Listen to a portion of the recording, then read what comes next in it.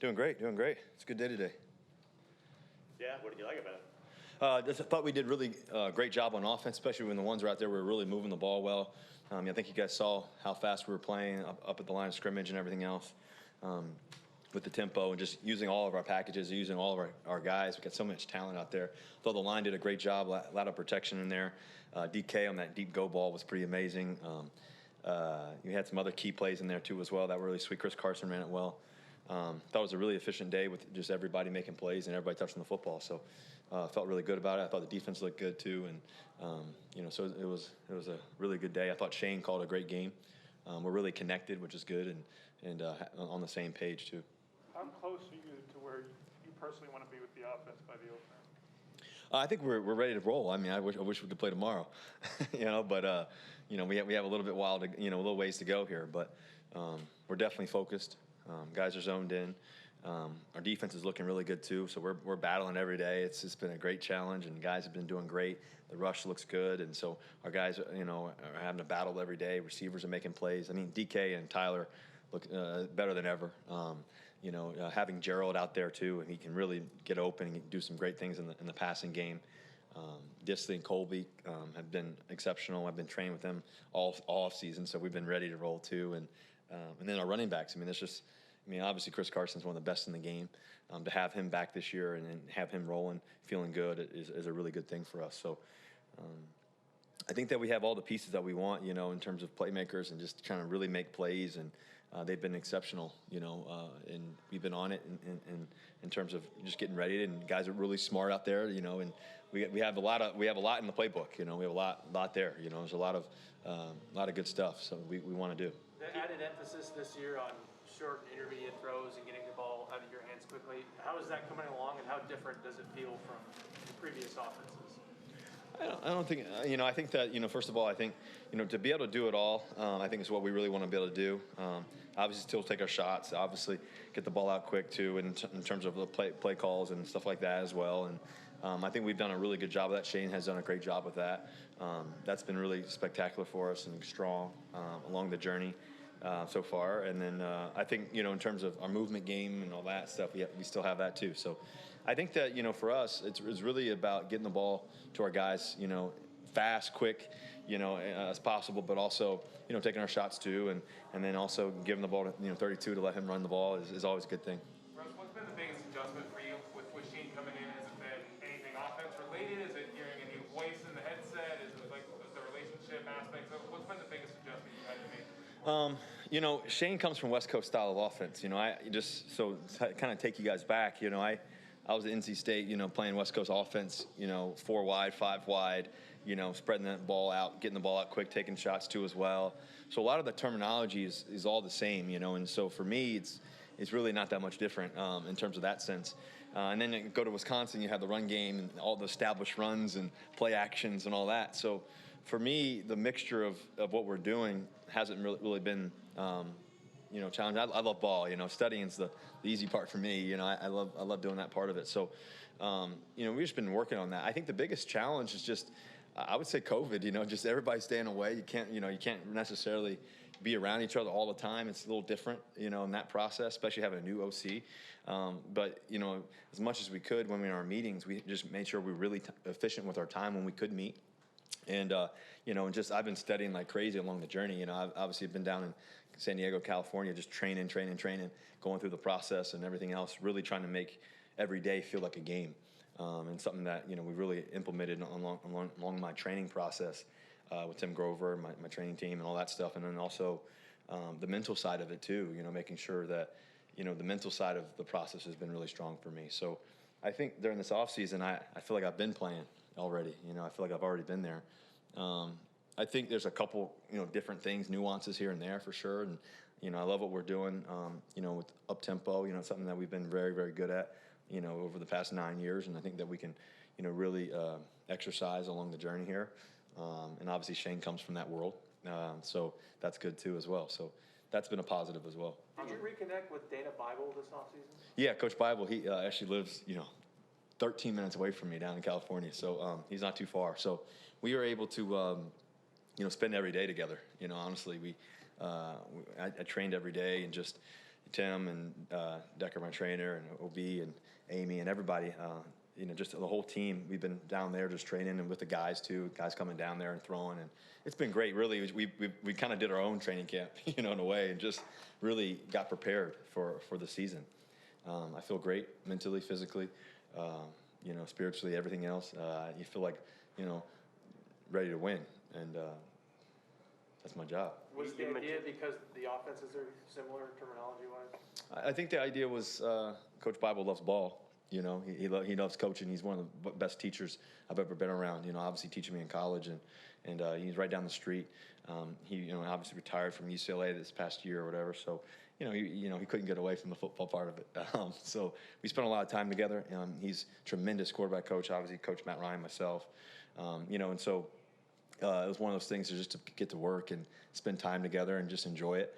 Every morning I was, started at 5 and we weren't done till about 2 and, 2 o'clock in the afternoon. So we put the work in, and so, I feel like I've been in training camp for about 3-4 months, and so it's been good in that sense. You just mentioned tempo, and Pete Carroll was talking about, speed of guys getting up to the ball and all that. What does that do for you in an offense when you're moving a little faster? Well, I think the tempo, for us as an offense allows us to get to the ball, do all the plays that we want to do.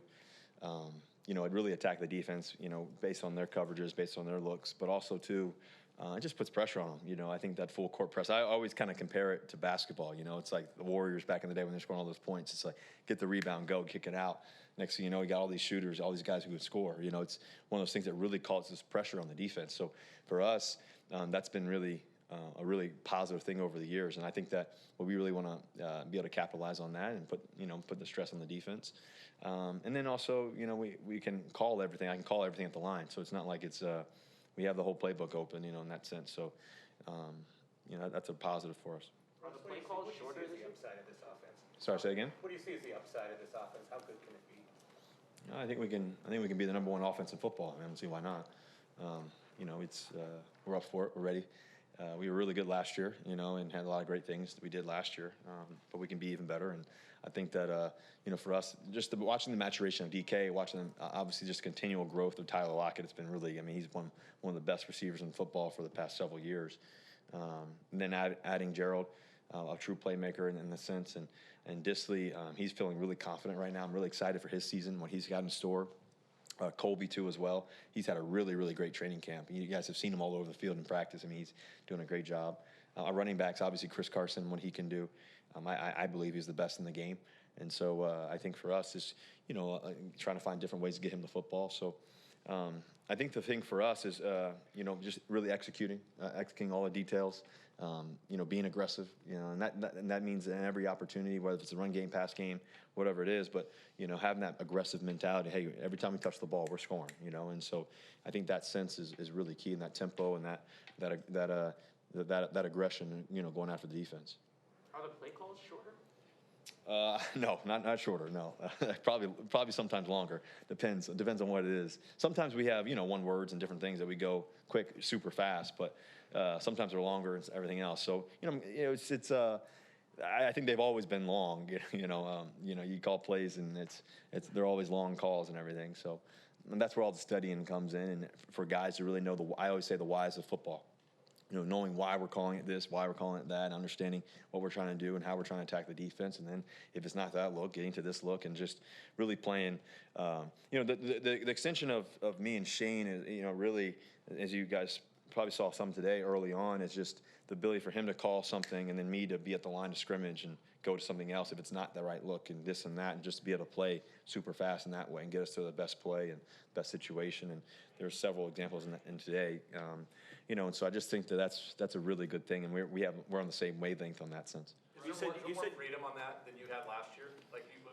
I would assume most of the time a quarterback has the ability to change a play. Does this offense give you more freedom then?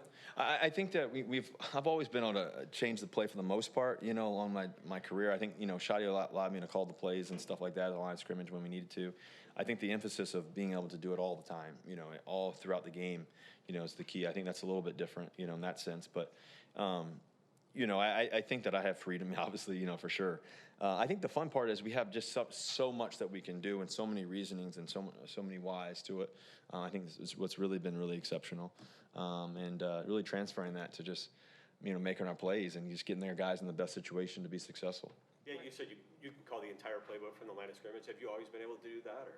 Yeah, I've always been able to do it, but I think we're putting more emphasis on it. It's one of those things that I've always been able to do it. I can always call it the line of scrimmage, but I think what we're really focused on is me literally being on the line and doing that and calling it and when we need to and just playing fast. That's what we did the whole first drive, if you noticed. It was really at the line of scrimmage, and I think the second drive too, and later on as well. But I think for us is just for me to be able to use, what I know, and my smarts and understanding of what we're trying to do and how we're trying to get to it. And then also Shane and I be on the same wavelength and being at the line of scrimmage and checking the play if we need to. And sometimes just trusting the play, just going with it, to it as well. And that really puts the defense on their heels. Russ, is that where the tempo will show itself the most? Like that ability to get to this line of scrimmage with enough time on the play clock to see what's there and make those changes and get to the next thing you want to? Yeah, I think the tempo, you definitely see that, when we need to.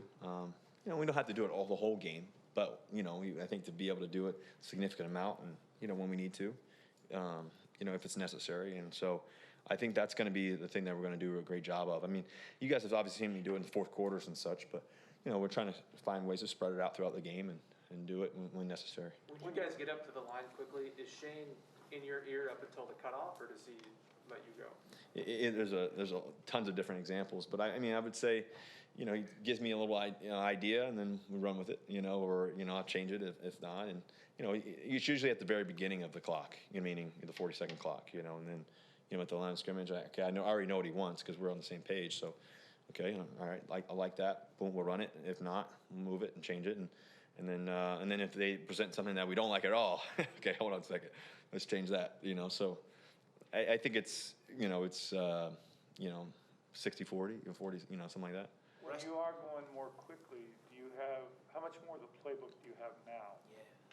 How many more Say it one more How time. many more plays do you have when you're going quickly at your disposal now than last year?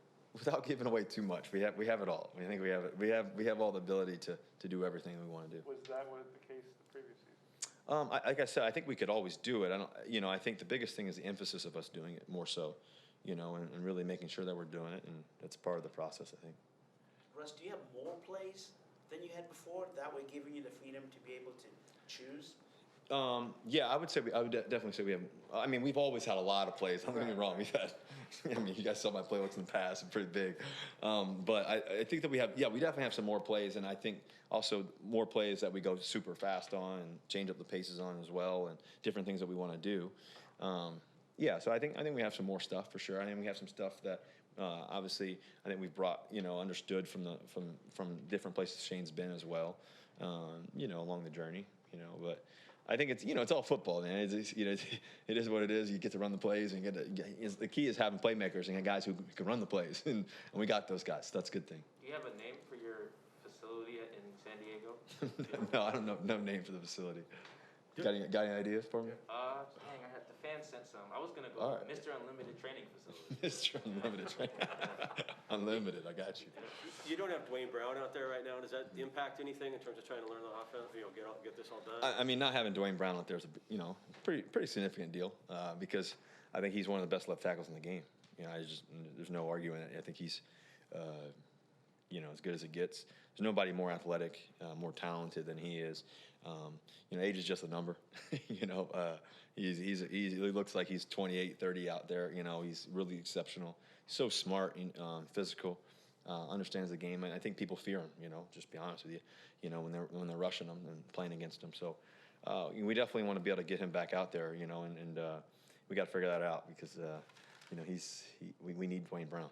When does that become an issue for you that he isn't in the fold and done on the field practicing?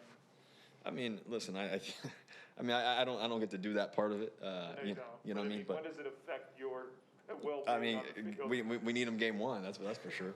We need to figure that out. Because he's really special. Obviously, I think he's one of the best left tackles in the game.